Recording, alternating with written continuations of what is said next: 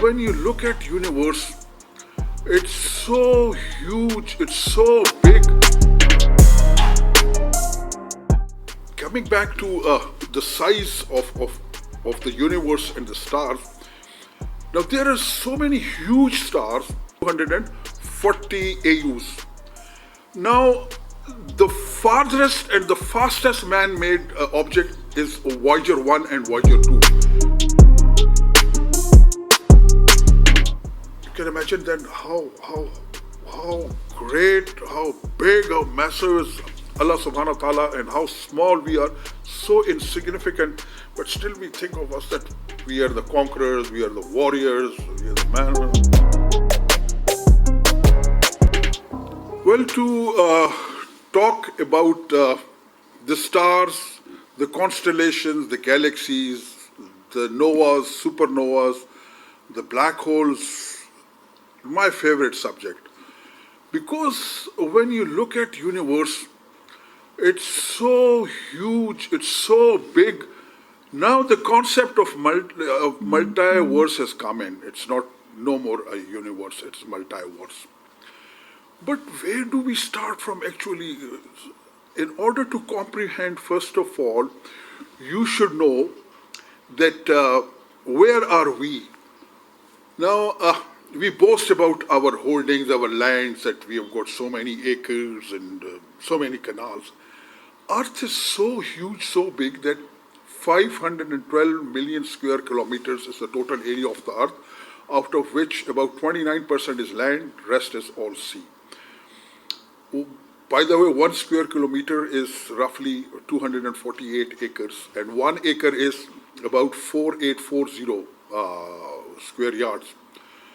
So actually Earth is so big. But then Earth is so small that there is a planet with the name of Jupiter. 1,300 Earths will fill in Jupiter. But then Jupiter is so small that 1,000 Jupiters will fill in the Sun. Sun is a star. It's a medium-sized star having its midlife. The scientists, the astronomers say that it will burn for another 5 billion years. Then it will become a red supergiant. Well, when the stars, they die, they explode. Either if they are 50 times the size of the Sun, they become black holes. If they are something between 10 to 30 times the size of the Sun, they become neutron stars. And if they're lesser than that, then they become white dwarfs. Well, Sun is so huge, but then the Sun is so small. In our galaxy, by the way, we are living in the Milky Way galaxy, which is a part of more than 2 trillion galaxies in this visible universe. And this galaxy has got anything between 200 billion to 400 billion stars. And it has got about anything between 9 trillions to about 12 trillions planets. Our Earth is a planet, you see. Coming back to the size of the universe and the stars, now there are so many huge stars. For example, there is VY Canis Majoris. There is a star which is so huge that 3 billion suns will fit in that. But it's just a kid, because the papa, we call UY Scooty, it's so big that 5 billion suns can fit in that. And then there's grandpa, which we call Stephenson 218. 10 billion suns will fit in that. Stephenson is about 20,000 light years from us. Light year, I hope you understand that light travels at the speed of 300 kilometers per second. And when it starts traveling from the sun to the earth, it takes about 8 minutes plus to reach us.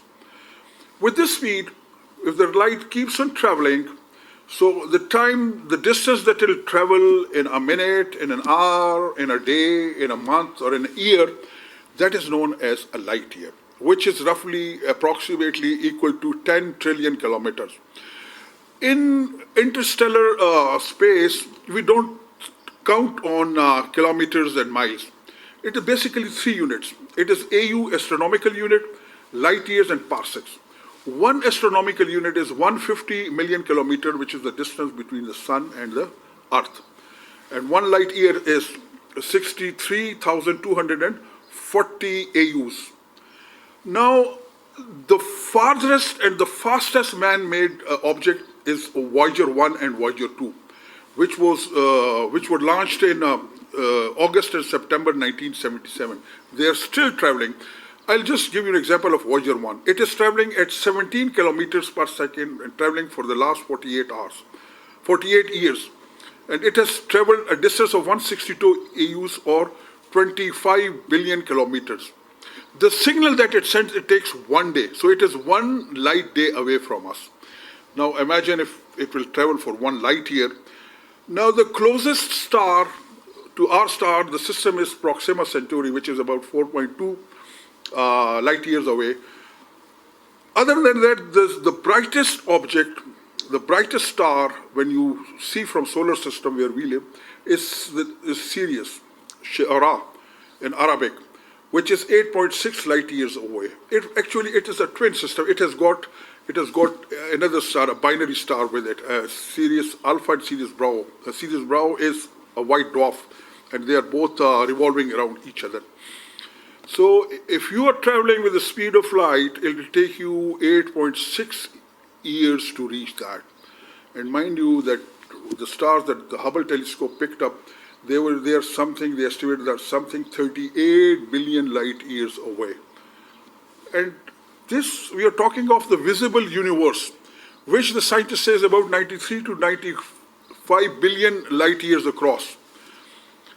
This is big, it's very big, because even if you travel with the speed of light, you will never be able to reach even the closest galaxy. Now, next galaxy which is close to us is Andromeda, which is 2.5 million light years away.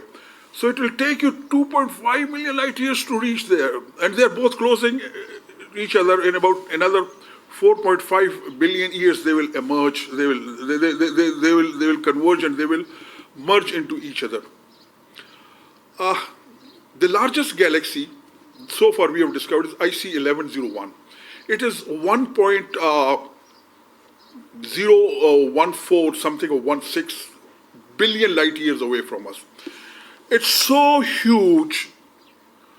It is about 4 to 6 million light years across, and it has got a supermassive black hole inside it, which is 60 billion times the size of our sun. Anything between 60 billion to 100 billion sun size. It's so huge. By the way, we have got a black hole at our center of the galaxy called Sagittarius Alpha, which is 4.3 million size of the sun, 4.3 million suns. It's huge. All galaxies have the supermassive holes around which all the stars revolve. Our sun is revolving around Sagittarius Alpha, and it takes 230 million years to complete one revolution.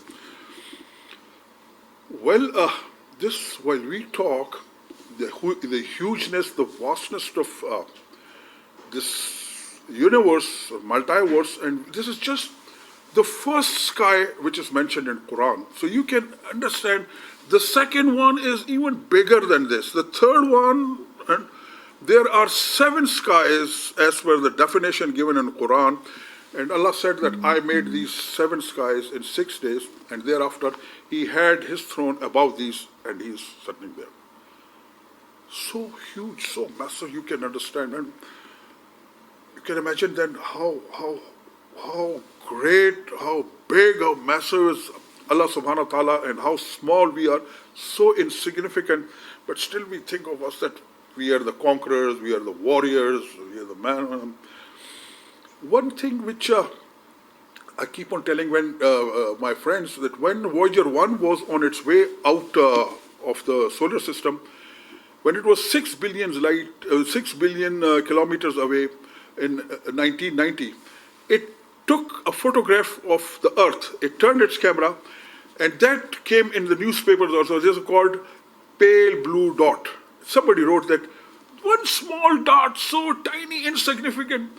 All the great warriors lived here. All those who were ruled lived here. All the creatures we know are living on this planet. And this planet is so insignificant, and yet we are so proud. And look at it, the universe is so big, so huge.